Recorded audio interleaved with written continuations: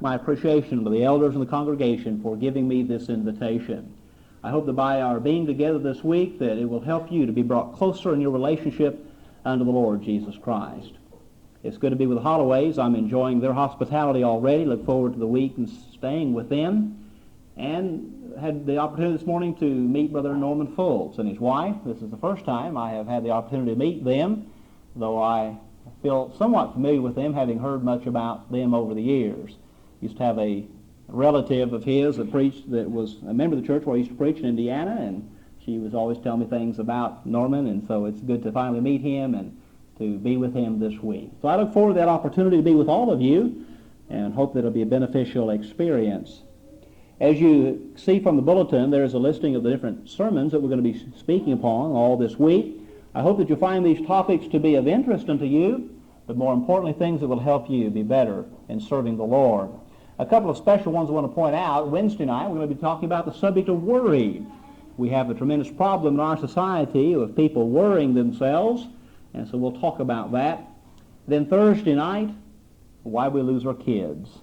Certainly a very emotional issue because we're all concerned about our children. We lose many of them from our churches today. We'll talk about some of the problems involved and some of the things the Bible teaches in that regard. Tonight, well, I guess we're having a late service, understand, at 7:30. We're going to be talking about how to treat one another, our relationship one with another as Christians. So I hope you'll come back for those and all of those that you have opportunity this week and invite others to come and to be with you. I notice that as I look out over the audience, I see a lot of young people and some infants in the audience, and everywhere that I go to preach, I want to put mothers' minds at ease. I don't want you to have to worry about your children bothering me. Now, I'm not one of those preachers that's going to get mad and call you down from the podium if something takes place, so don't worry about that. I have 3 children of my own, and though they're long past the infant stage, I know what my wife went through trying to keep them corralled while I was preaching over the years. And especially during a gospel meeting, I know that it gets late and children get tired, and especially if school is still going on, it's a very trying and difficult time. And I understand what you mothers go through during gospel meetings. And so you have my fullest sympathy and understanding. So don't worry about your children bothering me, because they're not. You just go ahead and do whatever you need to take care of them. And if they need some kind of a little toy, or if they need a bottle, give them a bottle. Or if you have to change their diaper, just whatever they need. And if they misbehave and you have to give them a little spanking, well, that's okay too. And if you see anybody turn around and give you a dirty look when you're doing the best you can, you have my permission to reach over and hand them your child. If they think they do a better job, we'll just let them try. It's good to see all of you today. In the 44th chapter of the book of Isaiah, Isaiah gives a sermon about idolatry. To illustrate the absurdity of a man serving an idol, he tells of a man that plants a tree. When the tree is grown, he cuts it down, and he takes part of it and builds a fire with it. He takes another part of it and uses it to cook his food with. And with the leftovers of the tree, he makes him a god, an idol, in verse 17. And then he bows down and worships it and prays to it. Isaiah's conclusion is that that kind of a religion is no more satisfying than feeding upon ashes. Now, I understand that his point has to do with idolatry, but I think there is a secondary point to be made from that context, and that is that God is not pleased with the leftovers of a man's life. Whenever our worship or service unto God becomes merely as an afterthought, then it's not going to be pleasing unto the Lord. And yet I'm afraid that many times our service unto God has become just that. And we have developed a religion of leftovers. This morning I'd like to speak to you for a few minutes about giving God our leftovers. And I want to explore with you some of the different areas in which too many times we try to give God the leftovers in. The first point that I would establish with you this morning is simply this. When it comes to loyalty, many times we want to give God the leftovers. Now, the Bible is very clear on this point. There's no problem misunderstanding it. Jesus Christ and God must come first in our life. In Matthew the 6th chapter and the 33rd verse, Jesus said, "But seek ye first the kingdom of God and his righteousness, and all these things shall be added unto you." In the 22nd chapter of the book of Matthew, in verses 36 to 38, Jesus talked about the great commandment. A lawyer came to him to trap him and ask him this question: "Master, which is the great commandment in the law?" Now, at first glance, you might wonder, well, how in the world is that an entrapping kind of a question? I mean, that seems pretty straightforward. Well, you have to understand that the Jews debated that issue. Which is the greatest commandment of the old law?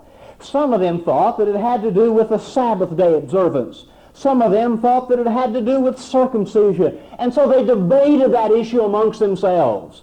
And so here they thought they could entrap Jesus in their controversy. And so they asked him, "What do you think the greatest commandment is?" But obviously Jesus understood what was taking place here, and he cut right to the heart of the matter. He appealed to a very obscure passage in the book of Deuteronomy. He did not refer to any of the 10 Commandments. He went to the book of Deuteronomy, and in chapter 6 and in verse 5, he quoted the answer that most of the Jewish rabbis gave at that day as well. And here was his answer to that question: "Thou shalt love the Lord thy God with all thy heart, with all thy soul, and with all thy mind. This is the first and great commandment." Now, the point that Jesus is making here is that no one commandment is any greater than another. But the most important thing to have is a heart attuned to serving God. And if you have a heart that loves God totally and completely, then you'll do all that God says, and it won't matter whether one command is greater than another. And that's the greatest thing to have of all in regard to religion. Now, what he's talking about is commitment. He's talking about dedication. Now, some brethren try to make a distinguishing between heart, soul, mind, and in Mark's rendition, he adds the word energy. There may be some differences, whether intellectually or emotionally or whatever you want to say.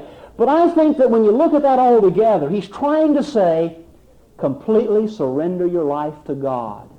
Use all of your facilities unto his service. He's talking about the concept of dedication. Both of these passages then are teaching loyalty. Be loyal unto God. In other words, if God is not first in your life and in your heart, then God will not be in your life and in your heart. That's loyalty. But I fear that many times we try to give God leftovers in regard to loyalty. Now, we don't have any trouble with the concept of loyalty because we have loyalties in other areas of life. We're loyal to our job. We believe in going to work. We show up when we're supposed to be there. We try to show up on time. We give a good day's work for the money that we receive. We do all that we can to help the company and do our job. We're loyal, and that's as it ought to be. We're loyal to our families, aren't we? We understand the concept of supporting and defending and protecting them and doing nothing that would hurt the family. We want to be loyal to our families, and that's good and right, and nothing wrong with that at all. Many times people are loyal under sports teams.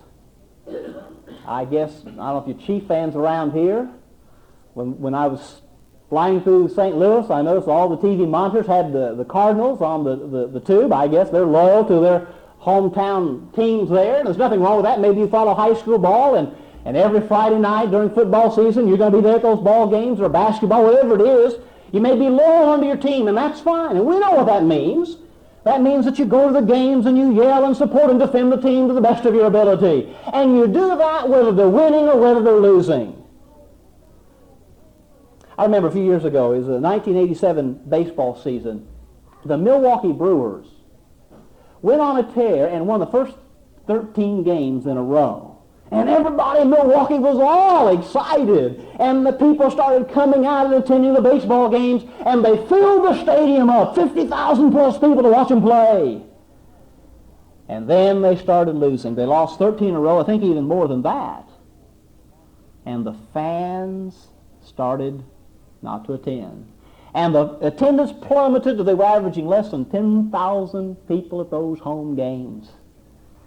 Now, we know what those are fair weather fans, right? They're there when things are going great, but when things aren't, they're not there. That's not loyalty. You understand that? Now, on the other hand, you've got people that support a team no matter what takes place. I'm from Indiana, and so if I use Big Ten illustrations, please forgive me. But growing up in Indiana, I can remember when Indiana University didn't have a very good football team. And they used to fight it out with teams like Iowa for the cellar of the Big Ten. I can remember Iowa during those years not having a good football team. And yet, when you look at the stadium there at Kinnick Stadium, they filled it up. 50,000 plus people. Whether winning or losing, it didn't really matter. Now, later on, they were smart enough to get them a good old Texas boy coach, and Hayden Fry finally brought them some winning years. But the fans were there no matter what. You understand what I'm talking about in regard to loyalty. You know what we're saying here. But here's what I fear.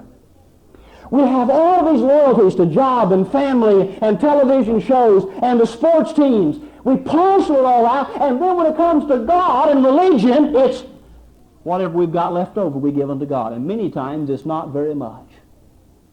And that kind of religion will never be pleasing in the sight of God. God demands first place, total loyalty from us as His people. Flannery O'Connor wrote, many people, when they want a religion, expect an electric blanket. But God offers a cross. How dedicated, how committed, how loyal to God are you? Do you love Him with all your heart, soul, and mind? Or are you just a fair weather fan? You're all familiar with the kamikaze pilots of World War II. Interesting study. The kamikaze pilots had very little training, less than an hour in the air.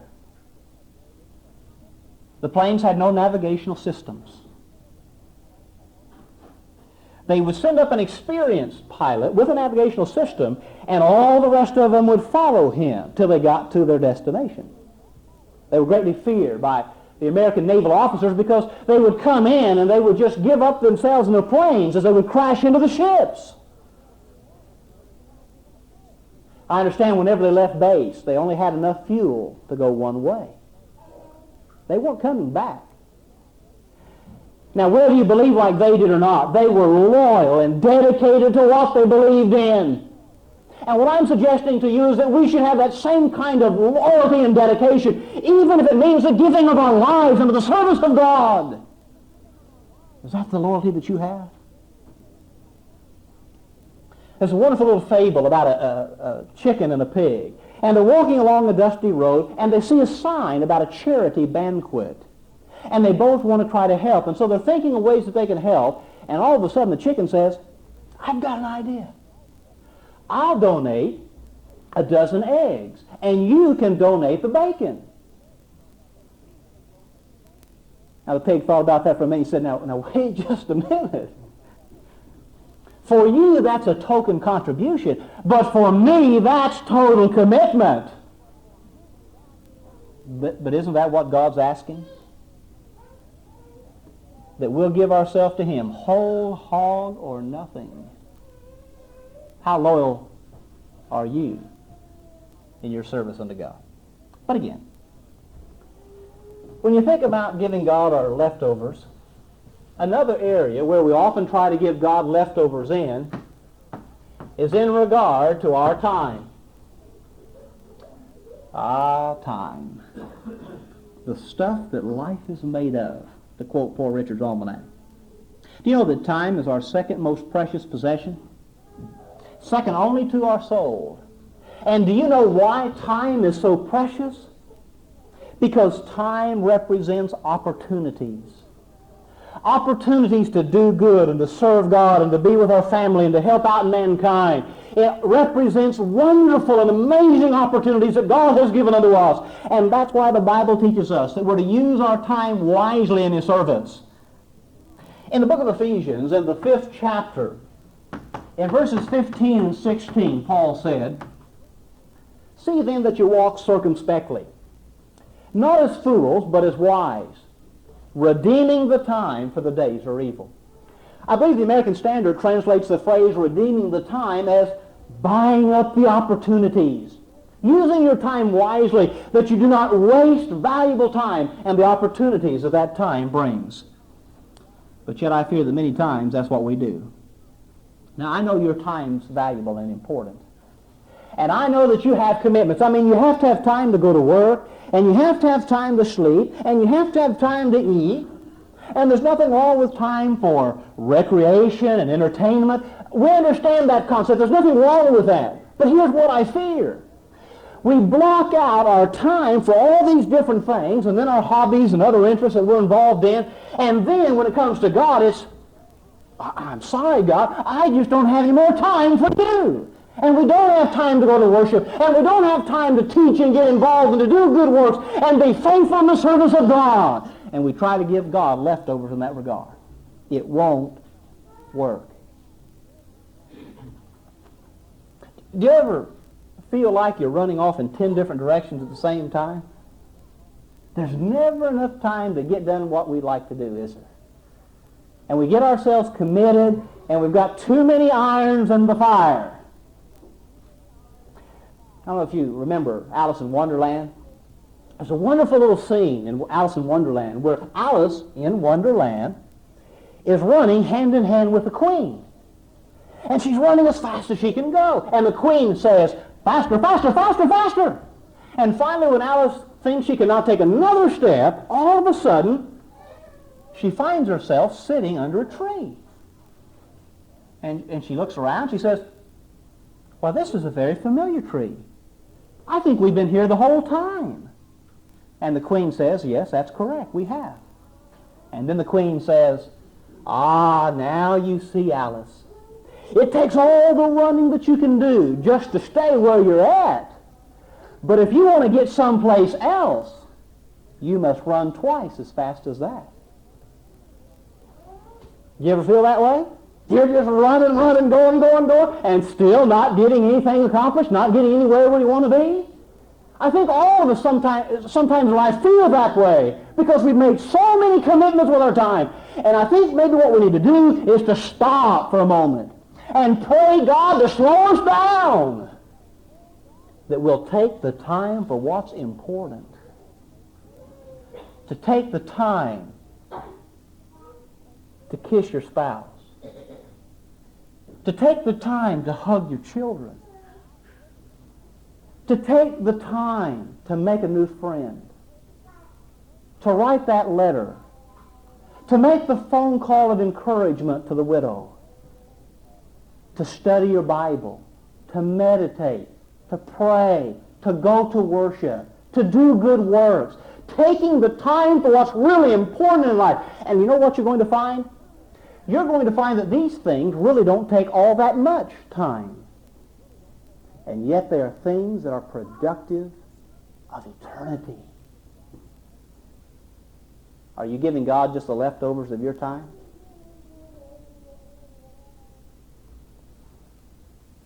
Do you ever wonder where your time goes? Here's a man, 70 years of age. Here's where most of his time has gone. He has spent 3 years in education, 8 years in amusements, 6 years in eating, 11 years in working, 24 years in sleeping, 5.5 years in washing and dressing, double for women, 6 years in walking, 3 years in conversation, no comment, 3 years in reading, and 6 months in worshiping God. When you look at it that way, it doesn't seem like much, does it? And maybe that'll help us to refocus our priorities on where we spend our time. David said in Psalm 90 verse 12, Lord, teach us to number our days, that we may apply our hearts unto wisdom. And I hope that that's what you'll do, that you'll recognize that your days here upon this earth are numbered, and to use your time and the opportunities that it brings wisely, and take the time for what's really important. As Chuck Swindoll says, Too many times we allow the things that are urgent to push out the things that are important. Every day there's some things that are urgent that need to be done today. And what happens is we are doing all the urgent things, and the things that are really important get pushed in the background. Take time for what's really important. Otherwise you may regret not having so done. Let me read to you a little poem entitled A New Day. This is the beginning of a new day. I've been given this day to use as I will. I can waste it or I can use it for good. What I do today is important because I'm exchanging a day of my life for it. When tomorrow comes, this day will be gone forever, leaving in its place whatever I've traded for it. I pledge to myself that it shall be gain, not loss, good, not evil, success, not failure, in order that I shall not regret the price I paid for this day. Better than counting your years is making your years count for God. But again, many times when it comes to our money, we want to give God the leftovers. Now, I know you work hard for your money. And I know that when that money comes in, you have bills, you have commitments. You have to have a place to live, so you probably have a house payment. You have to eat, and so you have to buy groceries. You have utility bills, and then there's medical expenses, and you have to have clothing for you and the children. And so there's recreation again and entertainment, and nothing wrong with any of these things in and of themselves. But here's what I fear. We end up committing all of our finances in these areas, and then when it comes to God, it's, I'm sorry, God, I just don't have anything left. And we try to give him the leftovers, if anything. Again, that kind of religion will never be pleasing in the sight of God. If I understand the Bible's teaching about giving, it's that our giving must come off the top of our income, not off of the bottom. In 1 Corinthians chapter 16, verse 2, Paul taught us, upon the first day of the week, let every one of us lay by him in store, as God hath prospered him, that there be no gatherings when I come. To give as we have prospered is to give based upon our total income. In 2 Corinthians chapter 9 and verse 7, Paul said, every man according as he hath purposed in his heart, so let him give, not grudgingly or of necessity, for God loveth a cheerful giver. The word purpose there means to plan. We give with deliberate intention and forethought. Now here's what we don't do. We don't walk in the building Sunday morning and they're getting ready to do the communion. We think, oh, I've got to get my money ready. And we whip out our wallet and we start flipping through there and, oh, I spent everything. I don't have anything left. I'm sorry, God. There's nothing left for you. No.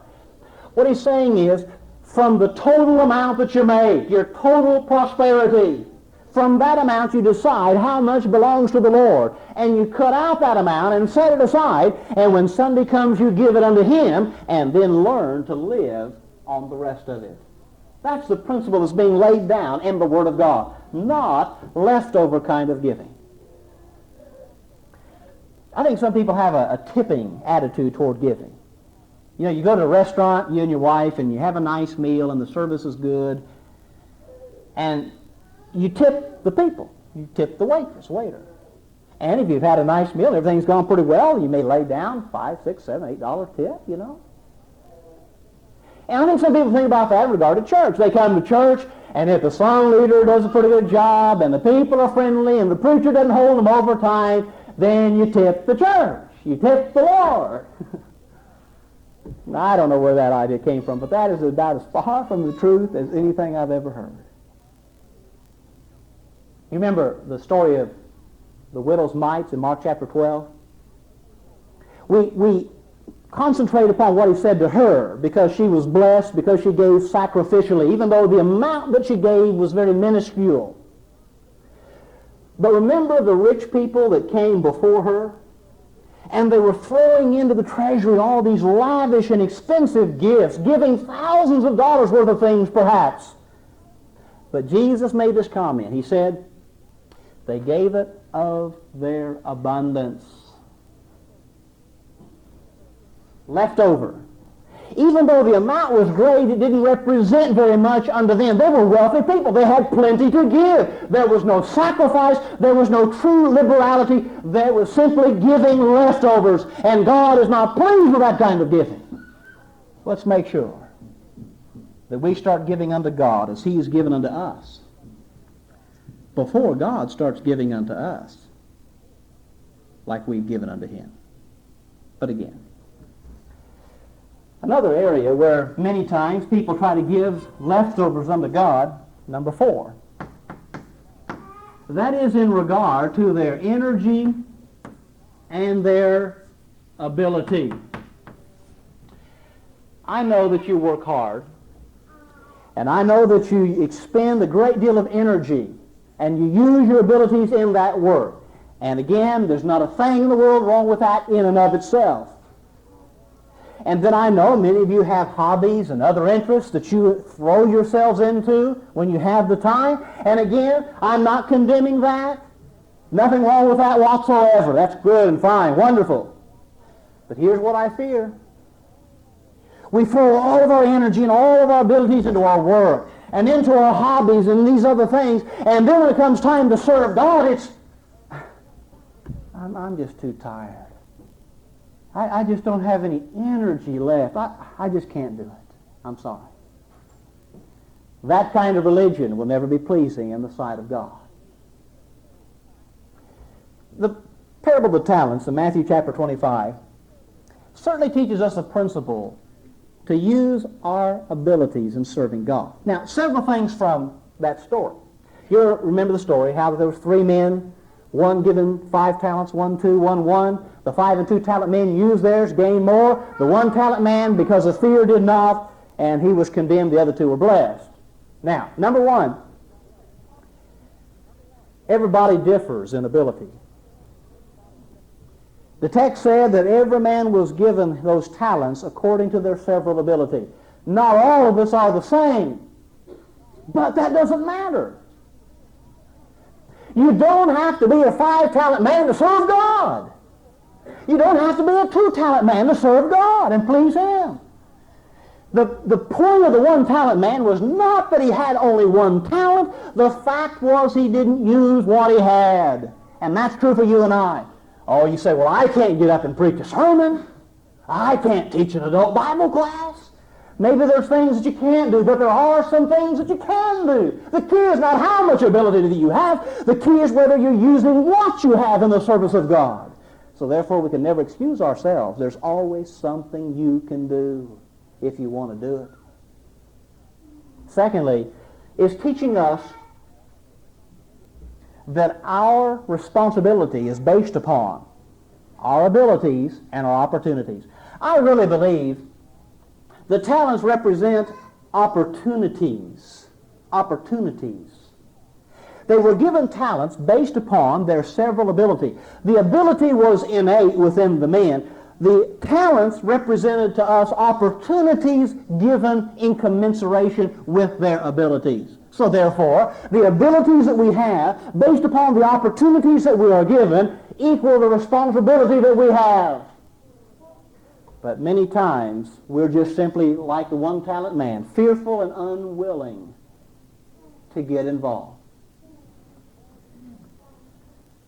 Of all the sad words of tongue or pen, the saddest are these: it might have been.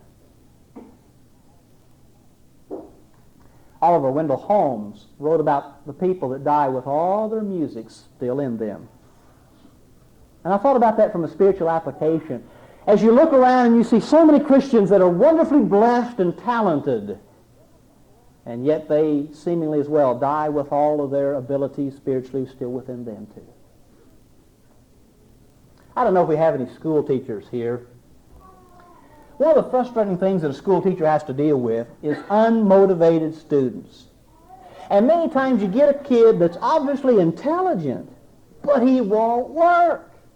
He won't do his lessons, he won't study, he goofs off, and therefore he gets poor grades. Now that's frustrating as a teacher, isn't it?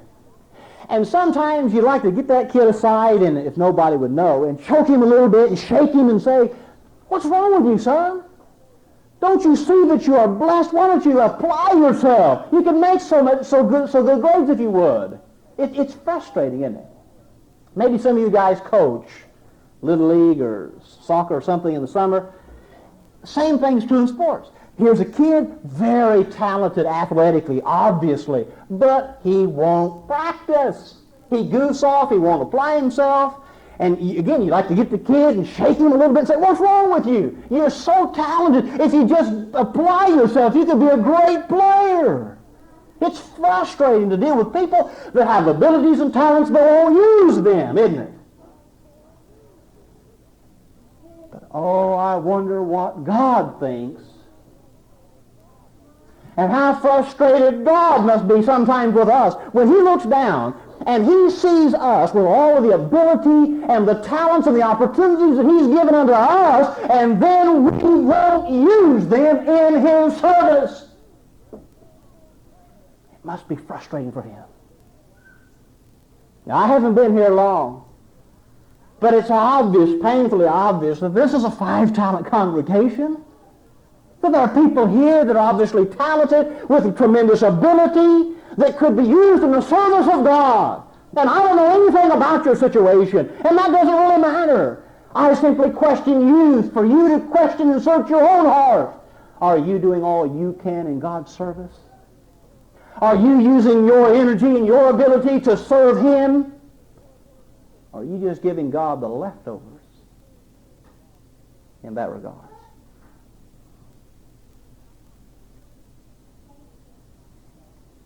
Read a story one time about a football coach. He had a player, like we were talking about, talented but wouldn't practice. Therefore, he was not even first string. They came to a crucial point in the season. The coach really needed the kid's help. And the coach was trying to think of a way to motivate the kid. And so he walks over to his kid sitting on the bench. He says, now, son, I got a question for you. We're down to the last game of the season. We have to have a win to make the playoffs. We're down by 5 points. But we've got the ball, we've driven down the field, and we're at the 1-yard line.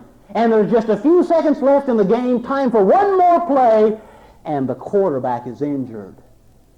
What would you do, son? And the boy jumped up and he said, well, Coach, I'd move down to the end of the bench so that I could see the next play better. And I'm afraid that's like many of us. We're willing to sit and have plenty of pine time while others make the sacrifice to do the work. And what we need to do is to get involved, to get off that bench, and to join the fray. The Army commercial says it well. Be all that you can be. We need to be such in the Lord's kingdom. Abounding in the work of the Lord, steadfast to the end. 1 Corinthians 15, verse 58. Are you? Or are you giving Him the leftovers? One final point, number 5. When it comes to our entire life, many times people try to give God the leftovers. Now, let's be honest about it. Religion is for old people, right? I mean, when you're young, you don't have time for religion. You got too many things to be experimenting in. And then you're in college, and you've got books you've got to study and things to read, and you've got the social life, and man, you don't have time for God. And then you've entered the business field, and you're trying to establish yourself in business, or you're trying to work for a company and move up, and you have to spend long hours. You don't have time for God then. And then you start your family, and you've got time to spend with your wife, and you have to spend some time with your children, and they've got ball games and things to do, and you don't have time for God then. And finally, before you know it, you're old. And then it's time for God. Now, if you don't think that people believe that, let me show you some statistics. People that go to church in America, those that are 65 and over, 56% go to church. Under 65, 27% go to church. Religion's for old people. I don't have time now. I've got a life to live. But someday when I get old, then I'll turn to God. I don't know if you've ever seen Bill Cosby himself. It's a stand-up comedic routine done by Bill Cosby. He's talking about this concept. He's trying to explain about his kids and his mother. He said, when I was at home, we were poor. We never had money for anything. My parents never gave me money for anything. He said, but now I've got children, and Grandma and Granddad come over, and the first thing they do, she opens her purse, and she says, kids, would you like to have some money? And she gives out money. And he goes hysterical. He said, I can't believe it. And I'm trying to explain to my kids, this is not the same woman that raised me. You have to understand, kids, she's now an old lady, and she's trying to get into heaven. So many people believe that. And so what we do, we take our life and we use it like we want to use it for our benefit, and then when it's just about over, we're going to give God what's left. Now listen to the way the Bible puts it. Remember now thy Creator in the days of thy youth. Ecclesiastes chapter 12 and verse 1. 1 Corinthians 6, 19 to 20. You've been bought with a price, therefore glorify God with your mind and with your body, which are His. Romans chapter 12, verses 1 and 2. We're to be a living sacrifice. That is, our whole life is a sacrifice unto God. Colossians 3, verses 3 and 4. Now, before I refer to the passage, let me set you up. The terminology is familiar. Have you ever heard the expression, he lives for his work? Music is his life. Sports are his life. The terminology means that in that area, the man finds fulfillment and satisfaction and meaning and purpose in life. That's what his life is all about. Now listen to the way that it works for the Christian. Colossians 3, 3 and 4. For ye are dead, and your life is hid with Christ in God. When Christ, who is our life, shall appear. Is Christ your life? Or are you just giving him the leftovers of it? Well, God deserves more than the crumbs that falls from life's tables. God demands and deserves and expects our very best. Let's make sure that our religion hasn't evolved into a religion of leftovers. Let's put God first in our life. And if you're here this morning and you've not been doing that, now's the time to make a change. If as a Christian you've been unfaithful and need to get more involved and rededicate your life to Him, we'd be happy to pray with you and pray for you. Or if you're not a member of the body of Christ, you've never given your life unto the Lord to start with, it's time to do so. And we'd be happy to baptize you into Jesus if you understand the concepts that are there involved, to turn your life over unto Him. If we can help you give your life to the Lord, come to the front as we now stand and sing. Marvelous grace of our loving